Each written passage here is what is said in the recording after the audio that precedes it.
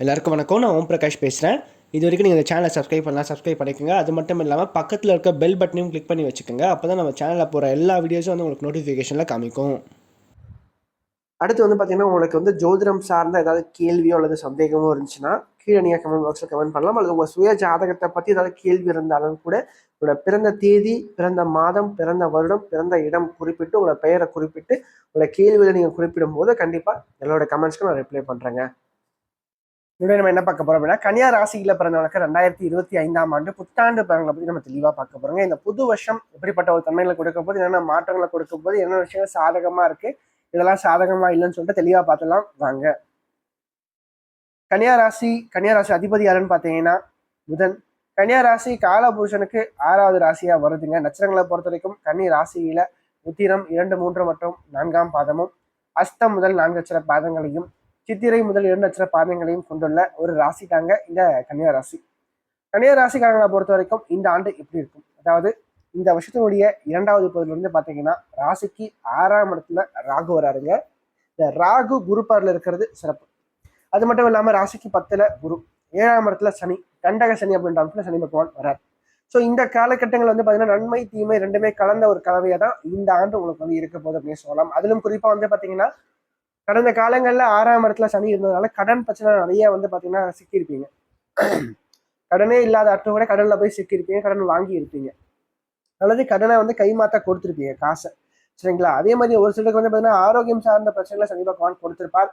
வீண் செலவுகள், வீண் பண வரையங்கள் கண்டிப்பாக இருந்திருக்கும். எவ்வளவுதான் சம்பாதிச்சாலும் அந்த ஏதோ ஒரு வகையில ஒரு செலவாயிட்டே இருந்திருக்கும். பெரிதளவுக்கு சேவிங்ஸ் பெருசா இருந்திருக்காது அப்படின்னு சொல்லலாம். அதே மாதிரி இந்த 6ஆம் இடம்ன்றது அந்த கடன் நோய் எதிரி. சரிங்களா? இது சார்ந்த விஷயங்கள் கொஞ்சம் அதிகமாகவே சனி வந்து கொடுத்திருப்பார். ஆரோக்கியம் சார்ந்த பிரச்சனைகள் ஒரு சிலருக்கு ஏற்பட்டிருக்கும், கடன் பிரச்சனைகள் ஒரு சிலருக்கு ஏற்பட்டிருக்கும் அப்படின்னு சொல்லலாம். அதே மாதிரி வேலை ரீதியாகவும் பார்த்தீங்கன்னா நிறைய எதிர்ப்புகள் கண்டிப்பாக இருந்திருக்கும். வேலை செய்ய இடத்துல ஒரு சுமூகமான ஒரு சூழ்நிலை பெரிதளவுக்கு இருந்திருக்காது அப்படின்னு சொல்லலாம். அது மட்டும் இல்லாம ராசிக்கு 7ல ராகுங்க, ராசிக்குள்ள கேது.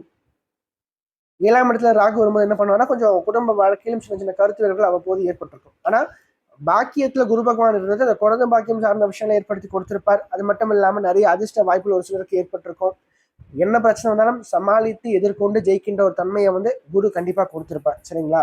ஆரோக்கியத்துல என்னதான் பிரச்சனை வந்தாலும் கண்டிப்பா அது சரியாயிடும். அதே மாதிரி கடன் பிரச்சனை சிக்கிறவங்களுக்கு கண்டிப்பா அடுத்த ஆண்டு அதுல இருந்து வெளியே வரதுக்கான வாய்ப்புகள் கண்டிப்பா உண்டு அப்படின்னு சொல்லுவேன். ஸோ ஓரளவு பார்த்தீங்கன்னா அடுத்த ஆண்டு எப்படி இருக்கும் ஒரு அவுட்லுக் எடுத்து பார்க்கும்போது 7ல சனி, 10ல குரு, 6ல ராகு, 12ல கேது. 6ஆம் இடத்து ராகு கண்டிப்பா வந்து கடன் பிரச்சனை வந்து வெளியே வர வைப்பார். முதல் விஷயம், பொருளாதார ரீதியாக அவர்களுக்கு முன்னேற்றங்கள் கண்டிப்பா உண்டு. சொத்து சேர்க்கை கண்டிப்பா உண்டு. வீடு மனை வாகன வசதியை குரு பகவான் உண்டு பண்ண வைப்பார் அப்படின்னே சொல்லலாம். அது மட்டும் இல்லாம பெரிதளவுக்கு சம்பாதிக்கின்ற ஒரு தன்மையை குரு பகவான் உண்டு பண்ணி கொடுப்பார். குறிப்பா இந்த ரியல் எஸ்டேட் சம்பந்தப்பட்ட துறையில இருக்கக்கூடியவங்க, விவசாயம் சார்ந்த துறையில் இருக்கக்கூடியவங்க, கிரஷரர், கல், மண், செங்கல் சார்ந்த துறையில் இருக்கக்கூடியவங்க, அது மட்டும் இல்லாம இந்த காலகட்டங்கள்ல அந்த யாரெல்லாம் வந்து சனி சம்பந்தப்பட்ட இரும்பு, ஆயிலு, விவசாயம் சார்ந்த துறையில முயற்சி பண்ணிட்டு இருக்கீங்களோ, அது தொழில் செஞ்சுட்டு இருக்கீங்களோ, அந்த தொழில் நல்ல ஒரு நிலைமைக்கு உங்களால இந்த 2025ஆம் ஆண்டு வர முடியும் அப்படின்னு சொல்லலாம். சரி, அந்த அளவுக்கு சனி ஓரளவுக்கு சாதகமான வராருங்க. சரிங்களா? அது மட்டும் இல்லாம குரு பாக்கியத்துல இருந்து ராசிக்கு 10ஆம் இடத்துக்கு வர்றது, 10ல குரு பதவியை பறிக்கும் சொல்லுவாங்க. ஆனா அது வந்து கன்னிக்கு பெறுதலுக்கு பொருந்தாது. சரிங்களா? அவர் 4ஆம் அதிபதி 4ஆம் இடத்தை பார்க்கும்போது மாணவ மாணவிகளை பொறுத்த வரைக்கும் படிப்பு ரீதியாக நல்ல ஒரு முன்னேற்றங்களை உண்டு பண்ணி கொடுப்பார். ஸ்டடீஸ்ல நல்ல ஒரு இன்வால்மெண்ட், நல்ல ஒரு க்ரோத் கண்டிப்பா காத்துட்டு இருக்கு. நல்லா படிப்பீங்க, நல்ல ஒரு நாலேஜை கெயின் பண்ணிப்பீங்க, நல்ல ஒரு ஏற்றத்தை வாழ்க்கையில பார்ப்பீங்க. சரிங்களா?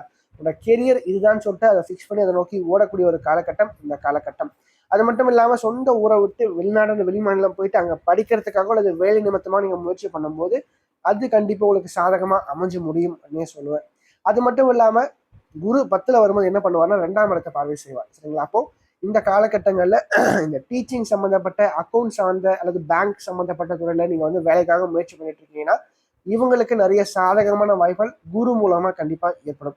ஏன்னா இந்த மாதிரியான ஃபீல்டு நீங்க வந்து போகும்போது இந்த குரு கண்டிப்பா சாதகமான விஷயங்களை உண்டாக்கி கொடுப்பாரு. பேங்க்கு, அக்கௌண்ட், டீச்சிங்கு அல்லது இந்த மாதிரி ஐடி சம்பந்தப்பட்ட செக்டார்ல கண்டிப்பா வந்து நல்ல ஒரு ஏற்றங்களை வாழ்க்கையில பார்க்க முடியும். ஸோ இவங்களுக்குலாம் ஒரு ஃபேவரபிளான ஒரு ஒரு ஆண்டா இந்த ஆண்டு கண்டிப்பா இருக்கும்.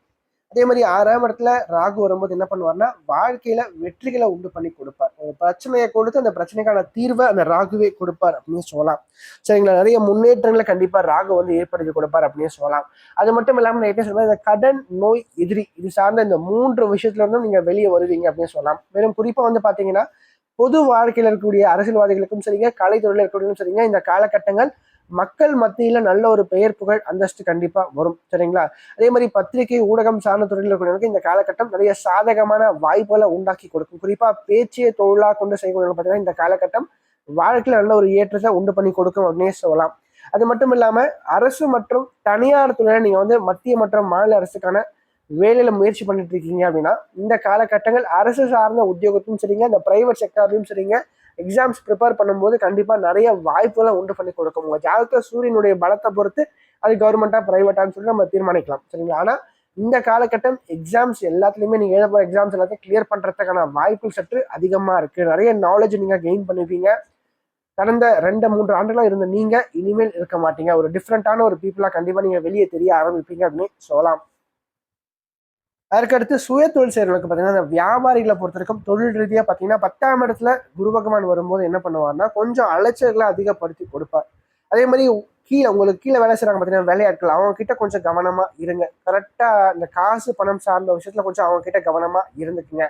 அது மட்டும் இல்லாம புதிதாக தொழில் எதுவும் பெருசா வந்து விரிவுபடுத்த வேண்டாம். இந்த காலத்துல என்ன இருக்கோ அதை அப்படியே நீங்க மெயின்டைன் பண்ணீங்கன்னா பிரச்சனைகள் எதுவும் இல்லாம வாழ்க்கை வந்து சிறப்பா இருக்கும். வருமானம் வரும், லாபமும் வரும், எல்லாமே நல்ல ஒரு ஏற்றத்தை பார்க்க முடியும். ஆனா நீங்க புதுசா ஏதாச்சும் பண்றேன்னு சொல்லிட்டு போய் இறங்கினா மட்டும்தான் இந்த 10ஆம் இடத்து குரு பிரச்சனையை கொடுக்கும். மற்றபடி பெரிதளவுக்கு பிரச்சனைகள் நீங்க வந்து எதுவுமே பண்ணாம இருந்ததா அப்படின்னு நீங்க கண்டினியூ பண்ணும்போது பெரிதளவுக்கு பிரச்சனைகள் இல்லாம வாழ்க்கை வந்து நல்லா இருக்கும். அதே மாதிரி 4ஆம் இடத்த குரு பகவான் பார்க்கும்போது என்ன பண்ணுவார்னா குடும்ப வாழ்க்கை சார்ந்த விஷயங்கள் நல்ல ஒரு ஏற்றத்தை உண்டு பண்ணி கொடுப்பார். குடும்பத்துல இருந்த பிரச்சனைகள், சிக்கல்கள் கண்டிப்பா சரியாகும். திருமண வயதுல இருக்கக்கூடிய கன்னியா ராசிக்காரர்களுக்கு திருமணத்துக்கான ஒரு காலகட்டம் வந்துருச்சு. நல்ல ஒரு வாழ்க்கை துணை தற்போது கிடைப்பாங்க அப்படின்னு சொல்லலாம். அதோட மட்டும் இல்லாம சொந்தமா ஒரு வீடு வாங்குறது, ஒரு நிலம் வாங்குறதுக்காக நீங்க வந்து ரொம்ப நாளா முயற்சி பண்ணிட்டு இருக்கீங்க, போராடிட்டு இருக்கீங்க அப்படின்னா அதுக்கான வாய்ப்புகள் தற்போது தேடி வரும். கடன் வாங்கி அதனால் ஒரு வீடு, மனை, வாகன வசதியை அமைச்சுக்கிறதுக்கான ஒரு தருணம் இந்த தருணம் அப்படின்னு சொல்லலாம். அதே மாதிரி வண்டி வாகன வசதியும் இந்த குரு வந்து ஏற்படுத்தி கொடுப்பார் அப்படின்னு சொல்லலாம். அடுத்து 7ஆம் இடத்து சனி என்ன பண்ணுவார்? வேற்று மொழி, வேற்று மதம் சார்ந்த நபர்களால சில நல்ல விஷயங்கள், நிறைய முன்னேற்றங்களை உண்டு பண்ணி கொடுப்பார். சரிங்களா? குறிப்பா வேற்று மொழி பேசும் நபர்களால சில ஏற்றங்களை வாழ்க்கையில பார்க்க போறீங்க. குறிப்பா பொருளாதார முன்னேற்றங்களை சனி வந்து உண்டாக்கி கொடுப்பார் அப்படின்னு சொல்லலாம். அதே மாதிரி 12ஆம் இடத்துல கேது வரும்போது என்ன பண்ணுவார்னா அந்த கேது கொஞ்சம் வந்து ஆன்மீகம் சார்ந்த எண்ணங்களை சற்று அதிகப்படுத்தி கொடுக்கும். நிறைய வந்து கோயில்களுக்கு அதிகமா போக வைப்பார். விநாயகர் வழிபாடு அதிகமா நீங்க பண்ணுங்க. அதே மாதிரி குடும்பத்தோட ஃபேமிலியோட பார்த்தீங்கன்னா புனித யாத்திரைகள் நிறைய போயிட்டு வாங்க. குடும்பத்தோட நிறைய கோயில்களுக்கு சுற்றுலா மாதிரி போயிட்டு வாங்க. எந்த அளவுக்கு நீங்க அதிகமா வந்து ஆன்மீகத்துக்குள்ள போறீங்களோ, அதிகமா வந்து கோயில்களுக்கு போறீங்களோ, அதிகமா வந்து இறை வழிபாடு பண்றீங்களோ, அந்த அளவுக்கு உங்களோட வாழ்க்கை சிறப்பா இருக்கும். பிரச்சனைகள் இல்லாம சந்தோஷமான ஒரு வாழ்க்கை அந்த வாழ்க்கையானது இருக்கும் அப்படின்னு நான் சொல்லுவேன். அதை மட்டும் நீங்க தெளிவா பார்த்துக்கிட்டா சிறப்பா இருக்கும். அதே மாதிரி இல்லத்தரசிகளை பொறுத்த வரைக்கும் இந்த காலகட்டத்தில் நீங்க பார்த்தீங்கன்னா குடும்பத்துல உங்களோட பெயர் புகழ் அந்தஸ்து கண்டிப்பா உயர போதுங்க. கண்டிப்பா உங்களுக்கு கிடைக்காத, அதாவது உங்க குடும்பத்துல உங்களை வந்து ஒரு மாதிரி ஏளனமா பார்த்தவங்க கூட இப்ப ரொம்ப நல்லபடியா அவங்க நடத்த ஆரம்பிப்பாங்க அப்படின்னு சொல்லலாம். புகுந்த வீட்லயும் சரிங்க, பிறந்த வீட்லயும் சரிங்க, கண்டிப்பா உங்களுக்கான மரியாதை கிடைத்தே தீரும். உங்களோட வாக்குக்கு எல்லாருமே வந்து கட்டுப்படுவாங்க அப்படின்னு சொல்லலாம். அதே மாதிரி வேலை செய்யற இடத்துல பாத்தீங்கன்னா உங்களுக்கு இருந்த பிரச்சனைகள், சிக்கல்கள் கண்டிப்பா சரியாகும்.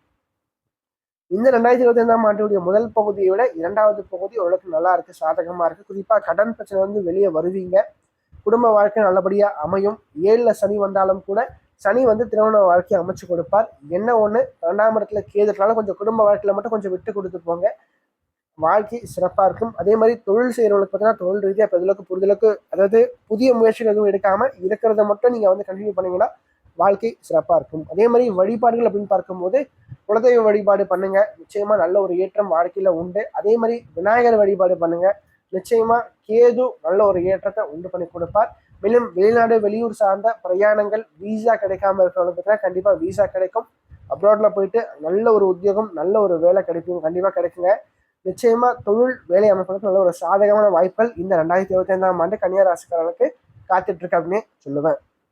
இந்த வீடியோ உங்களுக்கு பிடிச்சிருந்துச்சுன்னா லைக் பண்ணுங்க, கமெண்ட் பண்ணுங்க. அது மட்டும் இல்லாமல் உங்களோட ஃப்ரெண்ட்ஸுக்கும் சரி, உங்களோட ஃபேமிலிக்கும் இந்த வீடியோ ஷேர் பண்ணுங்க. ஏன்னா அவங்களோட வாழ்க்கையில் கண்டிப்பாக ஒரு மாற்றத்தை ஏற்படுத்தக்கூடிய வகையில் இந்த வீடியோ இருக்கும். குறிப்பாக சொல்லப்போனால் கஷ்டத்தில் இருக்கக்கூடியவங்களுக்கு இந்த வீடியோ ஷேர் பண்ணுங்க. அவனோட வாழ்க்கையில் ஒரு தன்னம்பிக்கை ஊட்டுறதுக்காகவும் ஒரு மாற்றத்தை ஏற்படுத்தும் வகையில் இந்த வீடியோ நிச்சயமாக அவனோட வாழ்க்கையில் அமையும்.